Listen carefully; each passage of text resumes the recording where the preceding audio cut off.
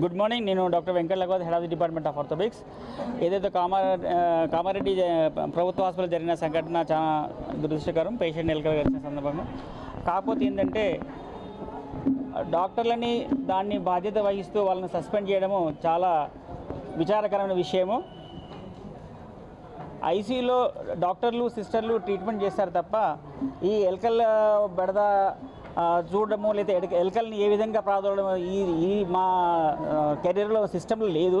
Actually దీనికి నైతిక బాధ్యత వహించవలసింది ఏజెన్సీ శానిటేషన్ సిబ్బంది, దాని ఏజెన్సీ సంబంధించిన వాళ్ళు నైతిక బాధ్యత వహించాలి. దానికి డాక్టర్లను బాధ్యులు చేస్తూ సస్పెండ్ చేయడం చాలా దురదృష్టకరం. ఈ విషయంలో మేము విడతల వారీగా మా పోరాటం సాగిస్తాము. వాళ్ళకి మేము సంఘీభావం ప్రకటిస్తున్నాము. దాంతోపాటు ఇప్పుడు మా ఓపీకి చాలామంది క్యాజువాలిటీకి కోతులు కుక్కలు కలిసి వస్తున్నాయి. ఇన్ని కుక్కల కాటుకు ఎంతమంది మున్సిపల్ సిబ్బంది సస్పెండ్ చేశారు? ఈ కోతుల బెడద కూడా బాగుంది. కోతుల బెడదకి ఏ వెటర్నరీ డాక్టర్ని సస్పెండ్ చేశారు? ఒక బ్రిడ్జి కూలిపోయింది, ఏ కాంట్రాక్టర్ని సస్పెండ్ చేశారు? ఏ ఇంజనీర్ని సస్పెండ్ చేశారు? దీనికి ఎందుకు డాక్టర్లని బాధ్యులు చేస్తూ సస్పెండ్ చేస్తున్నారు? దీన్ని ప్రభుత్వం కొంచెం ఆలోచించాలి.